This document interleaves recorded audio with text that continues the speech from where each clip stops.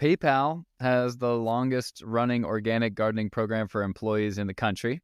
We started the program there. Intuit, you might have heard of them, TurboTax and QuickBooks. Apple, if you've never heard of Apple, you've been under a rock for a long time. We have a garden installation at Apple's corporate garden. Tesla. These are all companies in the Bay Area. And again, I can only say so much negativity about Silicon Valley. It is a place of innovation. And in some ways, these big companies are investing in employees, and they're investing in sustainable systems of composting on site. And they do have initiatives to be more responsible in the way that they produce their products and the kinds of employee culture that they put out there.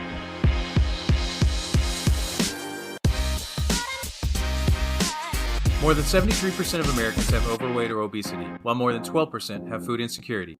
America is getting heavier, sicker, and more isolated from each other every day.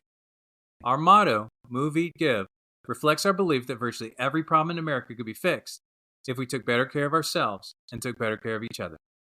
Welcome to Interrupt Hunger's Move, Eat, Give podcast, where we talk with experts in exercise as medicine, food as medicine, and food insecurity.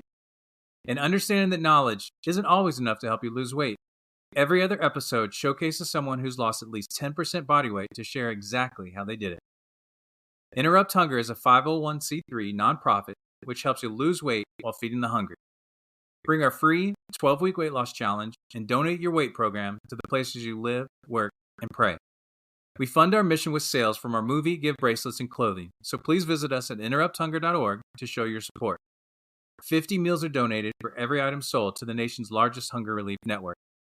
So you get to look good while feeling good. Now on to today's episode.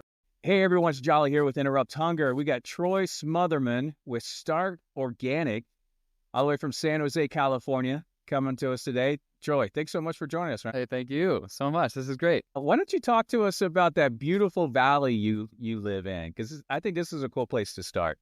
Yeah, most people refer to where I live as the Silicon Valley.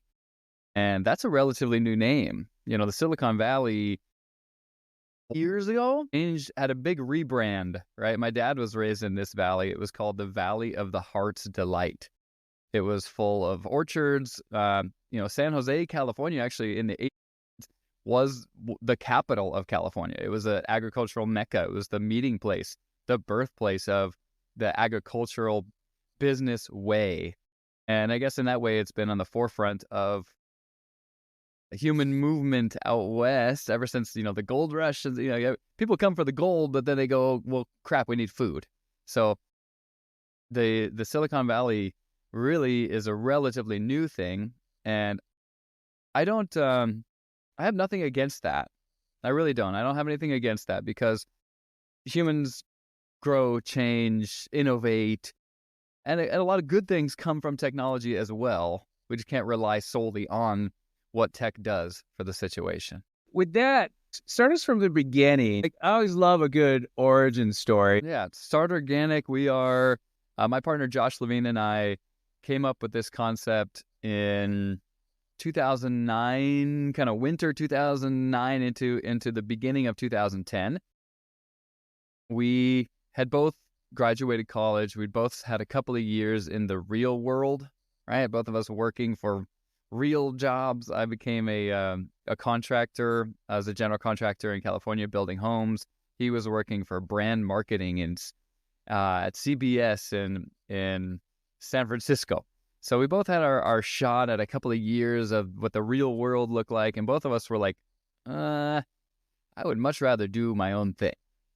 I'd much rather express myself, put an idea out there and follow our dreams or follow our passions and do this. So in 2009 winter going into 2010, my folks had bought a house on foreclosure.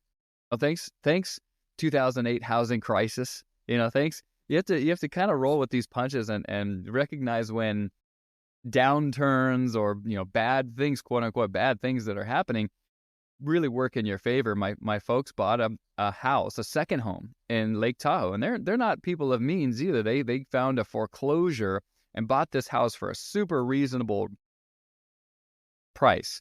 And so they said, hey, would you want to go live in this house because we don't want it to go over a winter? We don't want to have to winterize it. Would you be willing to go there? And I said, twist my arm, have me go to Lake Tahoe and live in this house for a winter with my best friend. So I said, hey, Josh, you want to come to Tahoe with me and we can explore business ideas. We can go snowboard and do whatever we want out there. So we did. We spent that winter.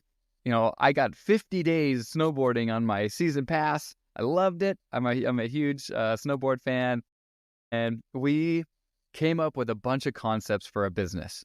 And StartOrganic is the one that stuck. We were like, yeah, well, we're really passionate about this. We want this idea. We're going to start one garden at a time. We're not going to take on any loans.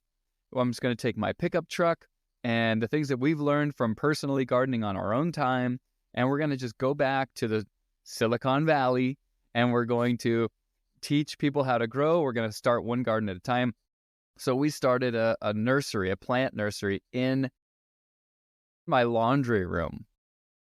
Right. So we went to the local DIY store and we picked up organic gardening soil and we started these seeds indoors. We got some grow lights and we were the only people, as far as I know, we're the only people growing plants indoors in that area that weren't growing weed starts. So we used those plants to start our first gardens when we came back to the Silicon Valley in the spring of 2010. So the business just gradually kept growing and growing over the years and honing your craft organically, you could say. So then you had a shift over the years and it helped folks build raised bed gardens.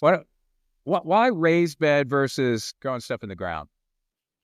Well, if you're new to gardening, you want to make sure that you can be successful your first time. And that's probably the biggest challenge that people face is they start something and they kind of don't think about the setup of their garden enough.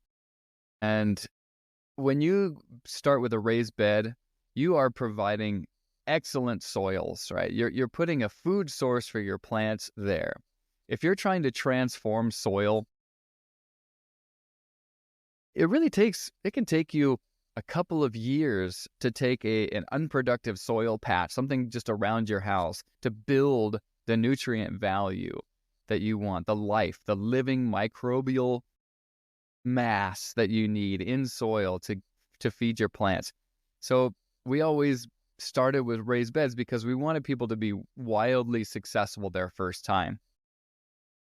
And so we would build up on the soil surface. We would tear apart and kind of turn up the really hard soil underneath, the material that has maybe some mineral content but not a lot of organic material. And then we would build up, add that. You don't need to add that much. I would say 8 inches is about a minimum for a raised bed height that you would want to go with.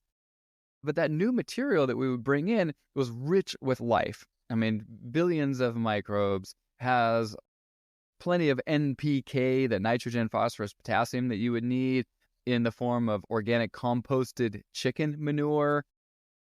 And that is only one of the many factors that make for a successful first-time garden.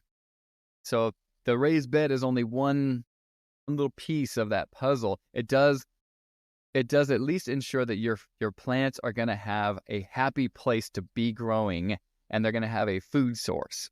The rest of it, I mean, there's all kinds of other stuff. We were setting up automatic irrigation systems. And you mentioned that your concept of, that we've relied too much on technology, that we're, I guess, using technology in place of our old ancestral skills of growing food. And I would challenge and say that technology can really assist in that process. I mean, for example, my organic vegetable garden, most days, I'm transitioning in the season right now and I'm about to plant my winter vegetables, so I don't have my irrigation system set up. But the day that I plant, I'm going to set that irrigation system to water my plants for me at 5 a.m. every morning for the first 6 weeks or so. And that's a saving grace for me. I'm a business person. I also like my life. I'm not just a farmer gardener. So I do rely a lot on technology, but in the ways that I'm sort of replacing myself, automating some of that process. So raised bed gardening just gives you a little bit better of a chance for success. Let's go to the USDA growing zones, because you're in like such a fertile, just beautiful weather climate in Northern California. But, there's going to be people that are in New England and South Texas, North Carolina, and everywhere in between. How much harder is it going to be for somebody that's brand new getting started? And because I don't want somebody to say like, well, he's got the perfect situation for growing, wherever I live, it's harder. I wouldn't necessarily equate the growing zone number that you have with the degree of difficulty for growing. It is important to know the rules, right? Every growing situation, I mean the difference between my house and my neighbor's house. There are different sets of pest problems, different movement of the sun, maybe bigger blockages of the sun in one part, and they don't give it as much sun as I do. So what the growing zone tells you is really your available plant list. It tells you which plants you can plant and when you should be planting them. It's more about timing and plant selections than anything, right? So I'm in, and by the way, this is a moving target. In 2023, just a year ago, the USDA came out with a new USDA hardiness zone map. They basically redid their own map, and they said, well, the numbers are changing.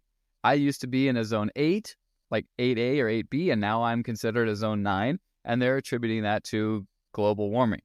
They're saying that, where there might have been people in zones 5 or 6 are now 6 or 7, right? So there's kind of a shifting number. Well, the important thing to know is if you are in a zone, if you go on, it's really easy to go online and just type in any Google search, USDA hardiness zone, and then type in your zip code. It will spit a number out. What's important to know is if you are in zone 6 and below, you are going to have a hard time growing plants through the winter outside, right? So that's kind of a big one. If you're in zones 7 and above, you can grow year-round outdoor gardens without having to have a greenhouse or any kind of protection in that way. So you're choosing your seasonality. What are you really going to grow? Like right now in my zone 9 currently, I want to call them a 9. I've always thought I was an 8, but now I'm apparently a 9 with this new map. I'm about to be planting my whole winter garden. Broccoli, cauliflower, cabbage, kale, salad greens, onions, garlic. These are on my winter list. I'm starting those right now, and I'm going to be able to grow all the way. I'm going to get a lot of production all the way until March of next year, when I will turn my garden over and I'll be planting my spring and summer vegetables that will get me all the way through that summer season. Summer vegetables, tomatoes, peppers, zucchini, squash, eggplant, cucumbers, all the root vegetable stuff, carrots, beets, radishes. Huge list, really productive time. So what the important thing is with this hardiness zone is you are choosing plants specifically for your growing zone, and your timing is very important. If you're in zone 6, you're on that border of being able to grow winter vegetables. All that really means is that your season starts later in the spring than my season starts. You're talking about last frost dates, right? And first frost dates. And once you find out your first and last frost dates for the season, you can start to plan your crops. All right, so just plug and play. Go from there. Pretty much, yeah. Once you know that number, you can choose the right plants. So a couple other things to be successful. Folks are paying attention to organics, trying to get away from pesticides. What are some tips for trying to control insects more naturally? And this is where innovation has come in such a crazy way. I mean, you can, for example, organic. As a gardener, you're never going to be certified organic. You're not going to have the company come in and certify your crop. It would be an expensive and timely endeavor, and it really won't give you anything. You're going to just know that you haven't sprayed any kind of herbicides, pesticides. You've provided some organic soil blends. You're trying to find some organic seeds and starts, and you're going to grow, and you're not going to spray anything on these. Farming is tough. For these people that are producing farms and they're certified organic, I mean, I've heard of guys that had to create their own giant car size, bigger than a car size vacuum cleaner to drive over their crops. They was specifically growing strawberries in the Watsonville area. This is a nearby coastal area to me that produces a lot of berries. To get insects off of his plants at the right time, he would drive a gigantic vacuum cleaner over the top and literally suck the bugs off of everything. So you got to be creative with the process. A couple things that you can do at home, right? If you've got little birds, little finches that like to come and they eat things when they're just barely planted and they're only an inch tall, right? They're just coming out of the ground. Little birds will come and pull that out of the ground because they want to eat the seed that's underneath. Birds are really afraid of anything that moves, especially shiny things. So I'll go to my dollar store and I'll pick up pinwheels. Little plastic pinwheels that you make yourself. You plant them in the ground. They spin around. As long as there's any wind at all, the birds will not land in that area, and you have protected your plants, and it costs you 99 cents for 5 of them. So there's something like that for all of it.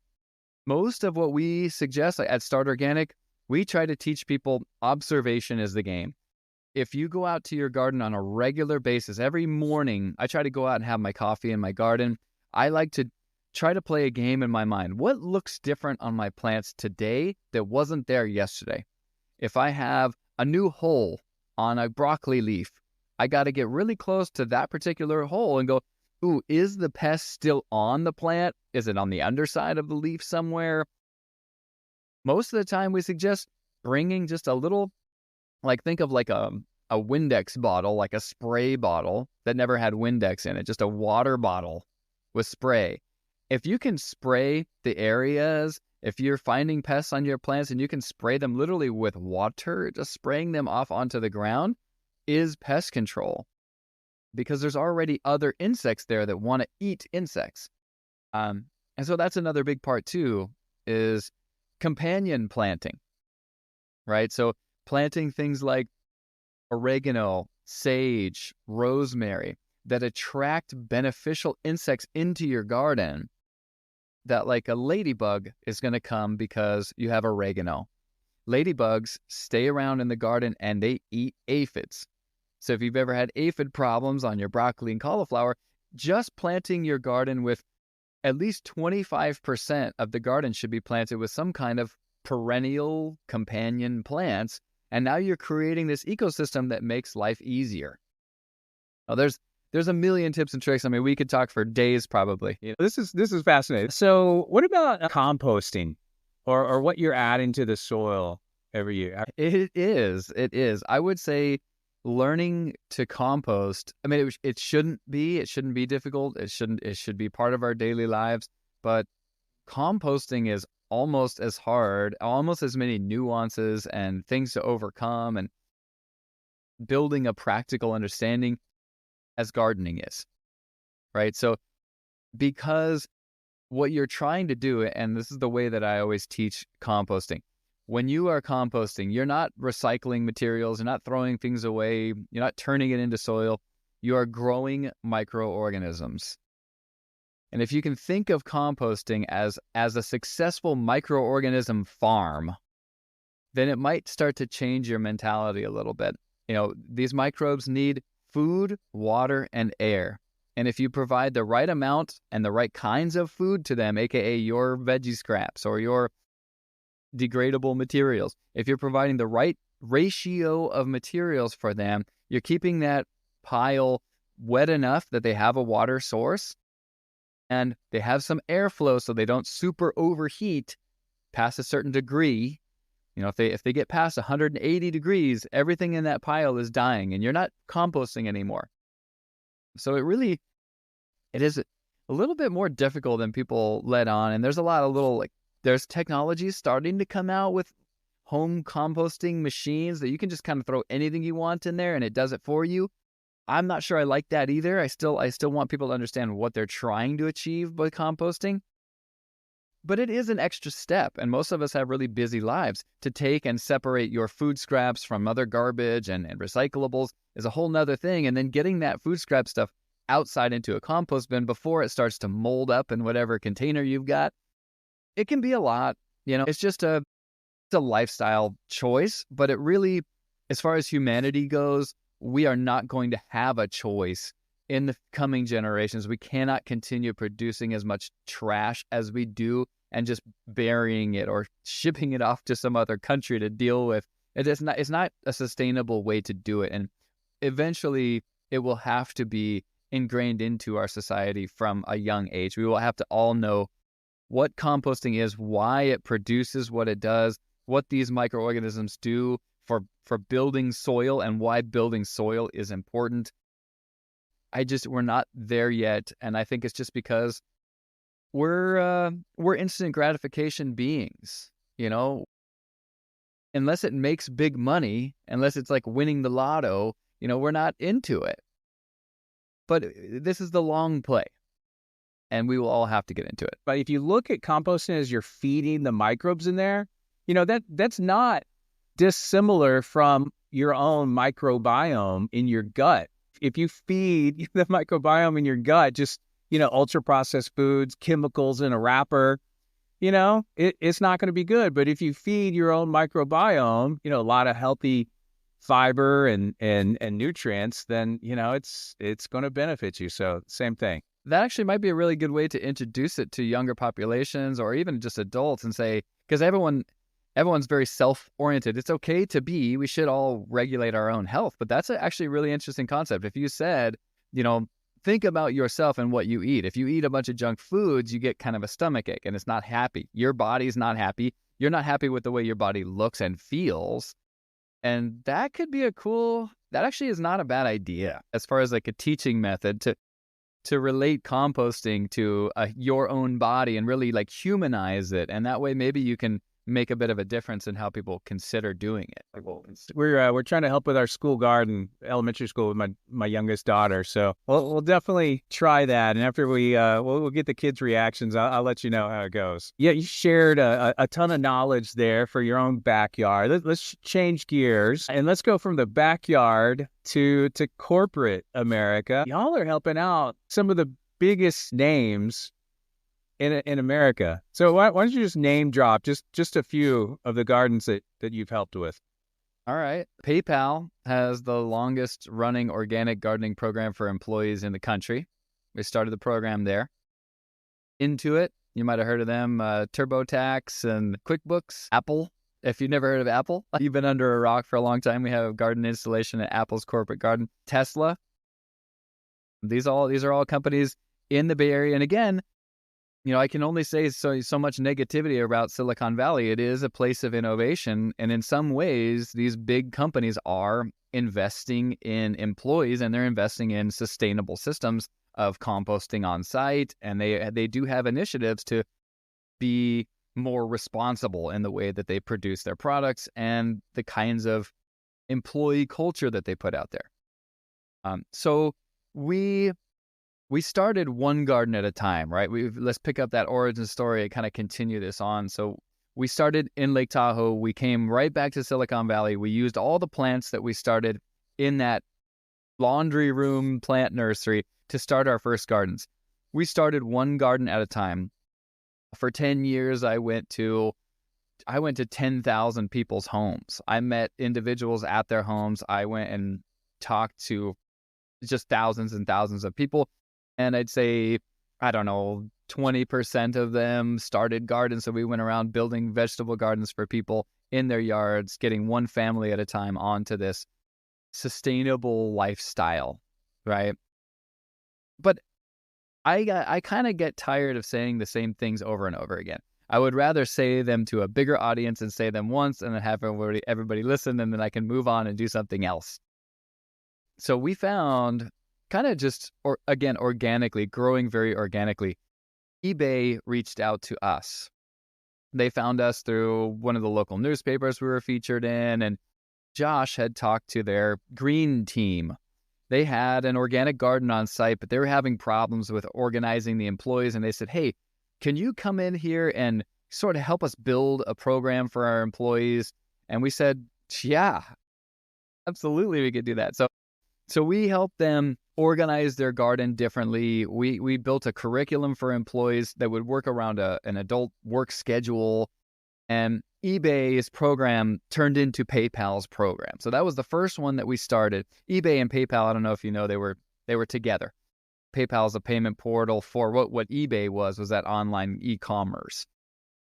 And so we still have that program. This is our 11th year planting and actually expanding the garden again for PayPal.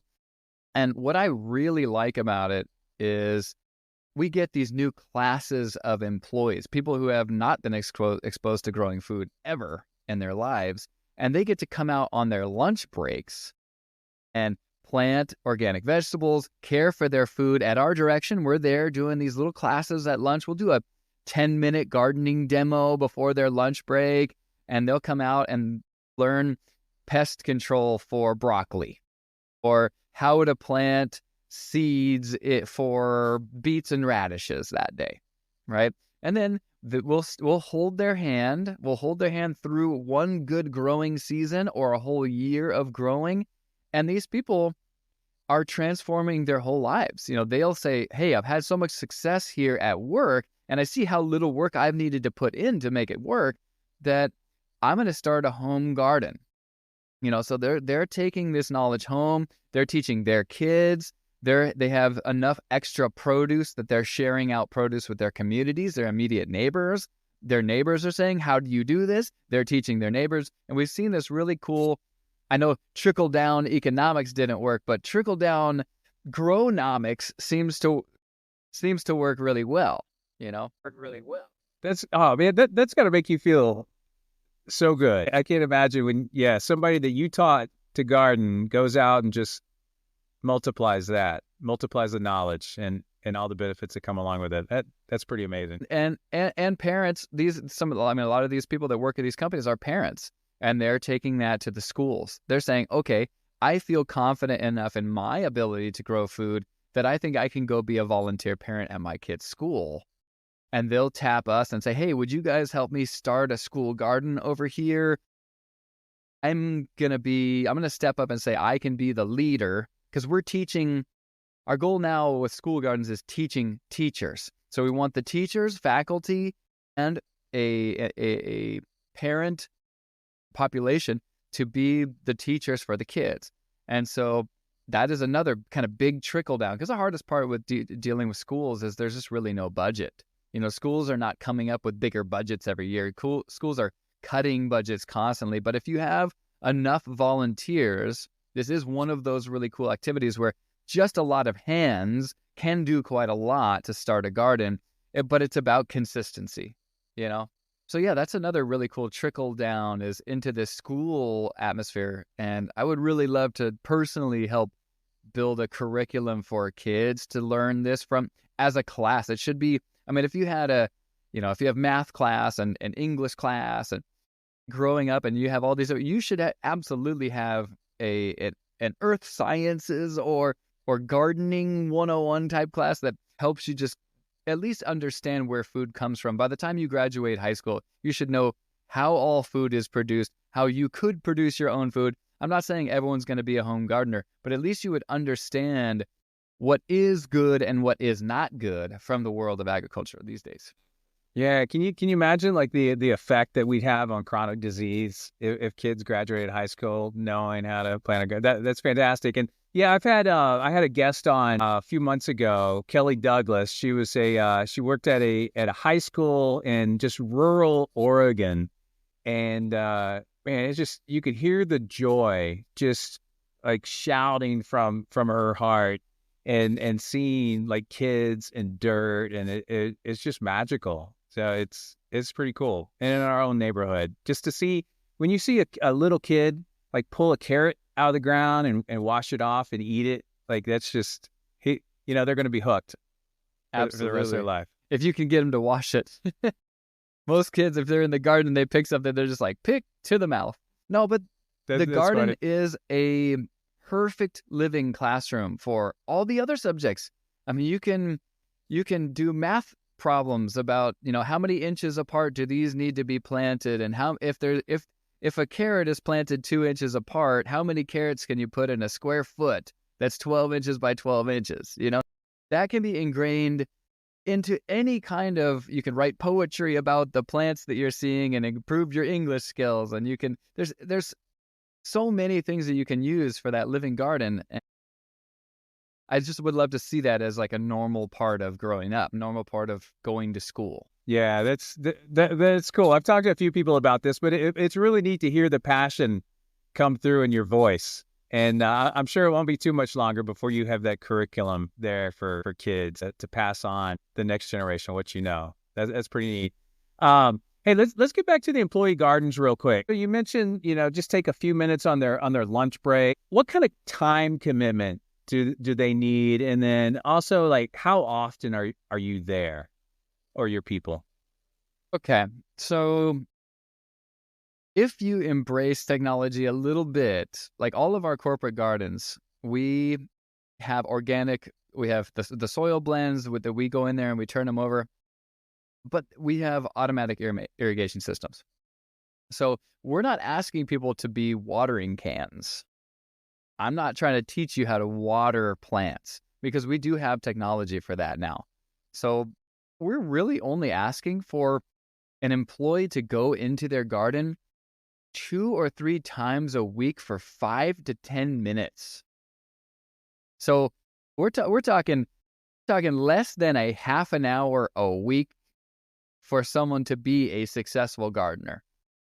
And that goes for home gardeners too, depending on how much space you have. At the corporate level, people are sharing garden beds. Really, the intention of our programs is to teach them how to grow. It's really not how much food can I get out of this garden, because a lot of times you're sharing that garden space with a team, right? It becomes like a cool alternative meeting space for teams. But so let me break down what our corporate gardens look like, right? We typically meet with a client. They want to change their culture. They want to offer something real, something tangible, something sustainable, a good wellness, health activity for their employees. So we look at the campus and we go, well, do you have a campus? That's the first thing. If you have a company that's all in the cloud, we do teaching online.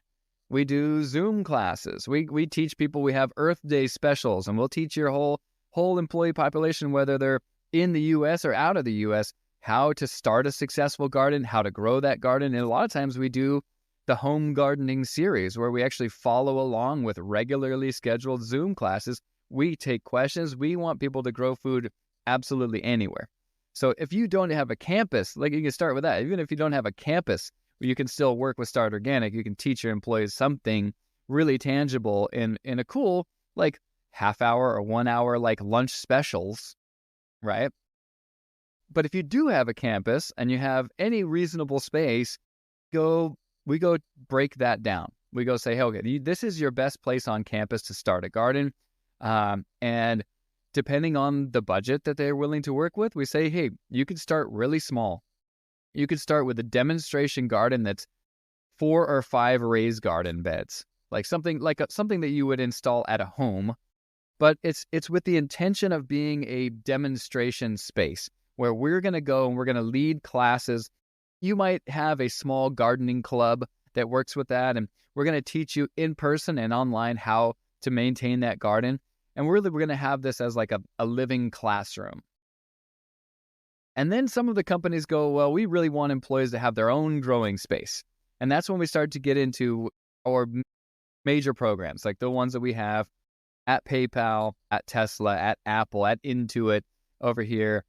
And again, we have those programs all over the US. We don't have to physically be there to start those programs for you. And in those circumstances, we do most of the heavy lifting and the dirty work. Start Organic comes in on every season. We just did that, actually. This week and last week, we are turning the gardens over and preparing for the new season. So we will go in there, pull all of your summertime plants. We'll add organic soil amendments. We'll make sure the irrigation system is working. We're setting the stage for that next planting season. And next week, we're planting. I mean, this podcast will come out a little bit different, but let's say mid-October, we're going to be planting all of those winter veggies. So we provide plants. So we source organic vegetable starts and seeds. We're bringing out a really good selection: broccoli, cauliflower, cabbage, kale, salad greens, all of these items from starter plants and seeds. And really, we just want you to show up with the attitude that you don't have a brown thumb and that you're ready to learn, that you can be a green thumb, that you can have a green thumb. And then we're there. We plant, physically planting with you, coaching you along the way, making sure that you're aware of what's going to come next in your garden. And each person, whether they've grown food before or not, has a successful experience.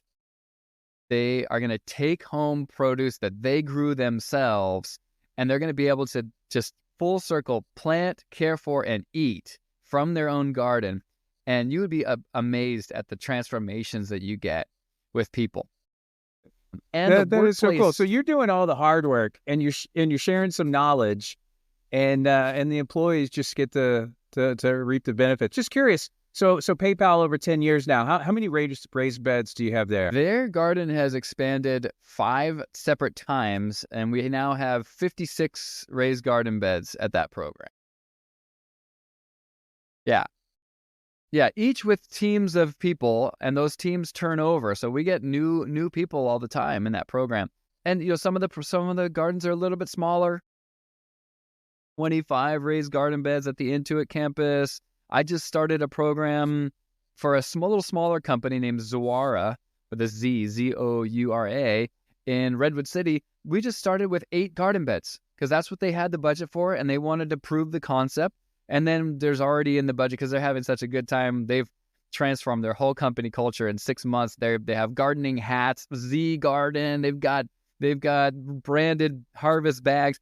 Now they're going to be expanding the garden next year. Oh, that's so neat. So hey, to finish off, why don't you talk about the things that you can't actually see, what the gardens do for them from a mental health aspect and bonding and community and taking stress away? Share some of the thoughts that some employees have left with you. Yeah, absolutely. If you've ever grown food before, we get talking to the audience at home. If you've tried growing food, if you've ever been successful growing your own food, there's this indescribable feeling that comes from planting, caring for, and then eating something that you did yourself. It's more than like a sense of accomplishment.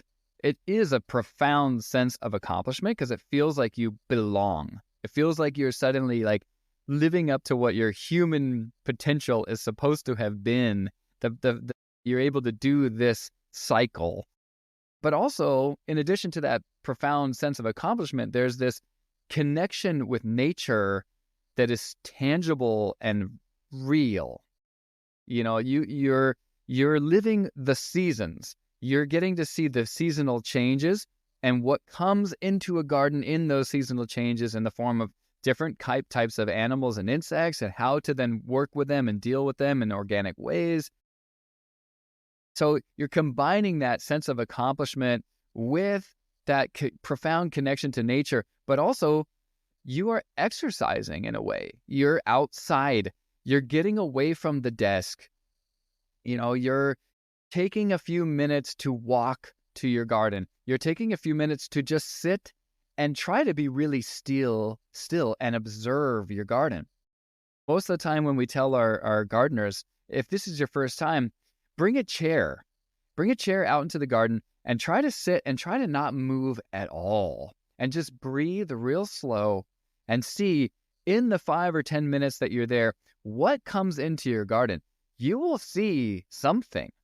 You will see a butterfly come in. You'll see some bees. You'll see a new insect, or you'll see the way that your plants move, even just the wind, the way that they interact with your plants. And maybe you can figure out a way to stake them up better. And really to break up. Silicon Valley is a rat race, man. I mean, not just Silicon Valley, but the work day in general is growing longer. There's less and less breaks. A lot of us are working from home. We're still sitting there at our desks. So what our programs bring to these companies is a break, but not just like a smoke break, right? You're going into this natural zone where you're caring for something, and you're ultimately going to be reaping these really cool benefits from the garden. And so it does all of those things, plus our programs also build teamwork in a really cool way, because most of our gardens, you're sharing your garden space with a teammate or a whole team of people. And so you can all say like, oh, I planted this thing. Can you go out there and watch out for it today? Or can't get to that produce. Can you harvest it? And you're really building this little like micro community around just this one season. Absolutely. Absolutely. So, I mean, the main benefits for a corporation, to me, it's such a no-brainer. And I always find it's like I have to sell this concept. It feels a little weird to have to sell something like this, but not only are you improving your sustainability for your company by providing a place on site that is an organic space, you're limiting waste, you're promoting eating better food, so actual health and wellness in a tangible form. You're de-stressing employees, you're creating an alternative and healthy space for them to go outside and move their feet, and you're building their minds, right? You're letting them explore a new topic with the direction of a company that cares that they succeed. So there's too many things to list. There's too many reasons to do this. And frankly, it's not expensive. It's really not that expensive when you get down into all the things that we're providing for these companies. So can't say enough good about it, to be honest. That's cool. I mean, when I'm out like walking, running, trail running on my bike, whatever, like my mind is just like, it's just wandering. I get some of my best ideas, whether it's for Interrupt Hunger or it's from my day job or, just whatever. It's just so like calming, and just these thoughts are coming in and out of your mind. And like when you're talking about just sitting in a chair in the garden for like 5-10 minutes, like as you're talking, I'm thinking about that, man. I could just feel my stress like going down, just trying to picture it. That's really cool. And then the last thing, as you were talking, I thought about when you're talking about exercise and gardening and whatnot, physical activity, blue zones. A lot of people heard about blue zones, and doesn't matter what part of the world you're in, the folks that are getting to 100 years old and over, man, they're all eating way more produce than the average American. They're almost all of them, these areas, they garden well into their 80s, 90s, and up to 100 and over, and they're moving, and they're just, life is still vibrant for them. And that's just cool as heck. So I love this. Man, Troy, thank you so much, man. This has been really neat. Yeah, I'm really happy to have been here, man. It's great to get to know you. Yeah, you too, man. You too. Well, thank you so much. Oh, hey, so why don't you tell folks where's the easiest place to find you? Yeah, that's a good thing. Our website is StartOrganic.org. So StartOrganic.org. You can go there and learn all about the corporate programs. You can reach out to us there. You can join our newsletter there. If you're just an individual at home and you want to start gardening, we do free happy hours via Zoom every month. Wow. And you can just join in on those. That's kind of cool. It's just a Zoom way to connect anywhere. And then, Instagram, we're really starting to be more active on Instagram, and our handle is @StartOrganic. All right, I got it. And then the last thing, so you've mentioned quite a bit about your online classes. That's not just for employee gardens, right? Just anybody listening here, if they want to learn about garden, they can go online and get your course, right? Right. We developed some courses back when COVID was hitting. We had some courses that were already almost finished, and so we were like, "Wow, this is the perfect opportunity to launch those." It was good timing. It didn't fit. Yeah, no, I get it. But yeah, we do have online courses. By next spring, we're going to have them more refined for individuals to be able to jump on there. But the best place to start is to come for free and just talk to us and get to know us and see what kind of information we're providing through those free happy hour events. Those through our website. And then we'll be kind of promoting those courses as we get closer to spring, because spring gardening is for everyone, right? Yeah. Garden Not quite. We have people up in northern, Wisconsin is a zone 4, USDA zone 5. They're not going to be growing a winter garden probably. So we're going to wait till spring and launch it for everybody at the same time. I gotcha. All right. Well, this has been wonderful. You've shared a ton of knowledge, and I think just showed folks a path forward to living a better life. So thank you so much. Right on, man. We love doing it, or else I wouldn't still be going. This is year 15. So. Wow, that's cool. All right, Troy. Thanks a lot. Have a good one.